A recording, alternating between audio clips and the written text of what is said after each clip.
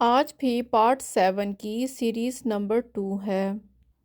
Part 7 میں آپ سیکھ رہے ہیں کہ اب تک آپ نے جتنا بھی نالج گین کیا ہے اوٹیزم کے بارے میں، اس کو اپنے بچے کے اوپر کس طرح امپلیمنٹ کرنا ہے۔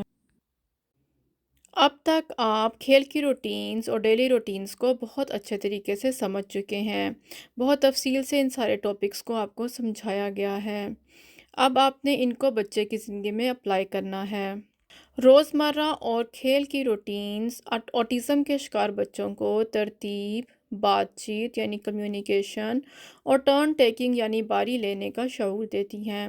جب آپ کھلونا شامل کرتے ہیں تو بچے کو 3 طرف متوجہ ہوتی ہے، یعنی کہ بچہ خود، دوسرا کوئی ایڈلٹ اور کھلونے کی طرف۔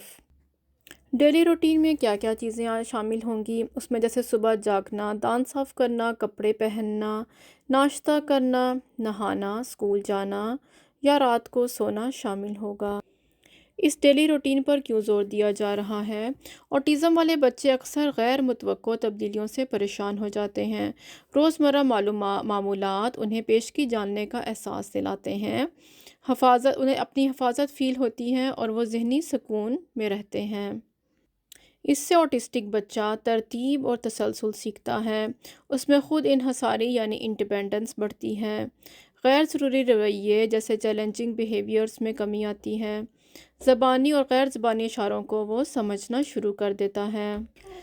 اس کو میں آپ کو ایک مثال سے سمجھاتی ہوں۔ جیسے اگر بچہ ہر روز ایک ہی طریقے سے نہانے جاتا ہے، مثلاً ٹب میں بیٹھو، صابن لگاؤ، پانی بہاؤ، تولیہ لو، تو وہ اس ترتیب سے مانوس ہو جاتا ہے۔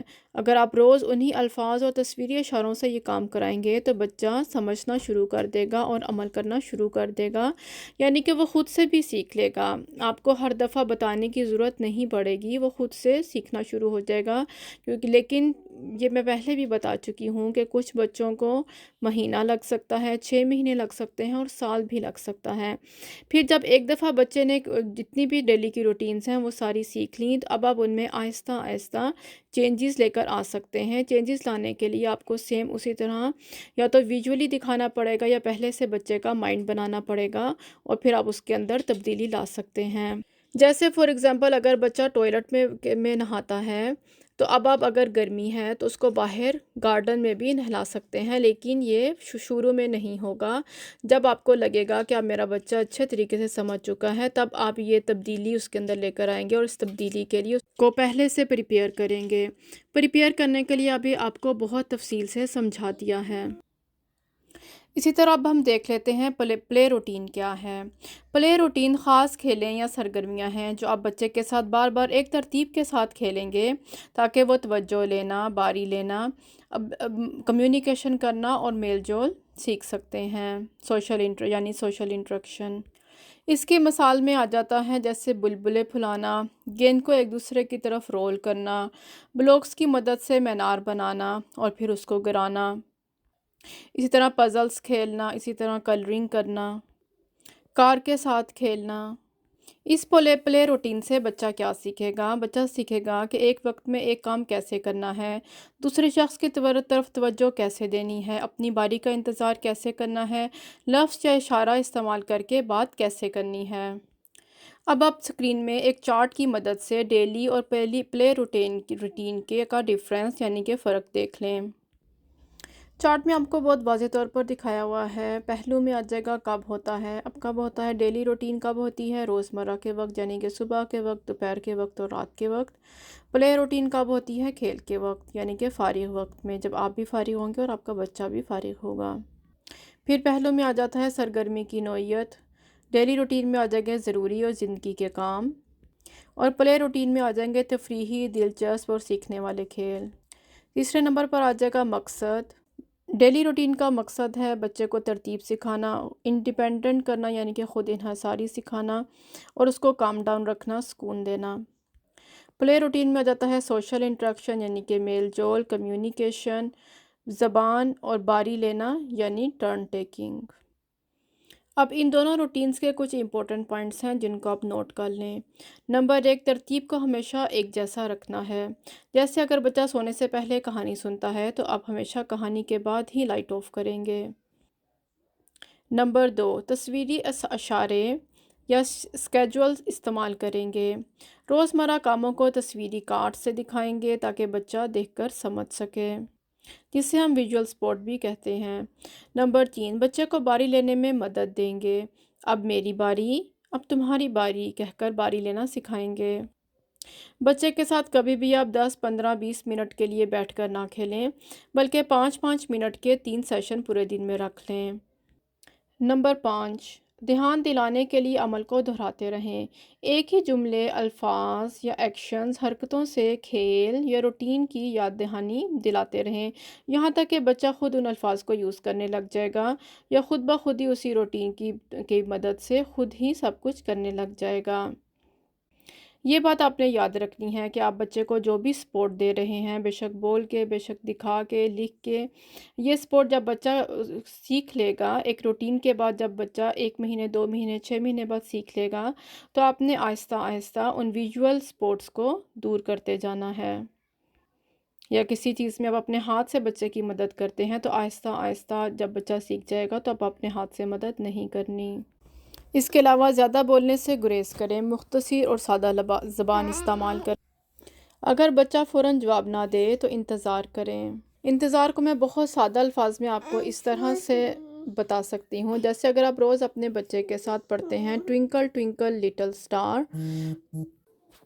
کچھ عرصے کے بعد پھر آپ بولیں گے ٹوئنکل ٹوئنکل، اور پھر آپ نے ویٹ کرنا ہے اور بچہ خود ہی بولے گا لٹل سٹار۔ اگر بچہ نہیں بول رہا آپ کے انتظار کے بعد تو پھر آپ خود ہی اس لفظ کو بولیں گے، اور اس طرح یہ ایکٹیویٹی آپ روز کرتے رہیں گے یہاں تک کہ ایک دن آپ کو بچہ ضرور رسپونڈ دے گا انشاءاللہ۔ اب آپ اپنے سامنے اسکرین پر ایک شیٹ دیکھ رہے ہیں جس میں کچھ کویسچنز یا سوالات لکھے ہوئے ہیں۔ آپ نے کس طرح سے اس شیٹ کو فل کرنا ہے بچے کے ساتھ ایکٹیویٹی کرنے کے بعد، وہ میں آپ کو ابھی سمجھاتی ہوں۔ ایک تو اس سے بچے کی ضروریات کو سمجھا جا سکتا ہے۔ ہر بچہ مختلف ہوتا ہے، خاص طور پر اوٹیزم کے بچے۔ یہ شیٹ والدین کو یہ سوچنے میں مدد دیتی ہے کہ بچہ کیسے رد عمل دے سکتا ہے، کیا کرے گا یا کیا کہے گا۔ اس سے والدین بہتر انداز میں بچے کی ضروریات کے مطابق کھیل کو ڈھال سکتے ہیں۔ مثلاً اگر بچہ الفاظ کا استعمال کم کر رہا ہے تو والدین ہاتھ کے اشاروں یا تصویری کارڈز کو اپنے پلان میں شامل کر سکتے ہیں۔ دوسرے نمبر پر آ جاتا ہے کہ آپ اس شیٹ سے بچے کی سوشل مہارتوں کو بھی بڑھا سکتے ہیں۔ جیسے آپ بچے کو ٹرن ٹیکنگ سکھائیں گے، جیسے کویسچن ہے کیا میں باری لینے کی حوصلہ افزائی کر سکتی ہوں؟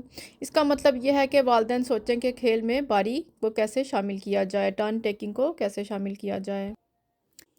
اس کے علاوہ آپ اس شیٹ کی مدد سے بچے کی کسی بھی ایکٹیویٹی کی منصوبہ بندی بہتر طریقے سے کر سکتے ہیں، جیسے پہلے کھلونا دکھانا، پھر اس کے بارے میں بات کرنا، پھر بچہ اسے چھوئے اور آخر میں اسے ترتیب سے رکھے۔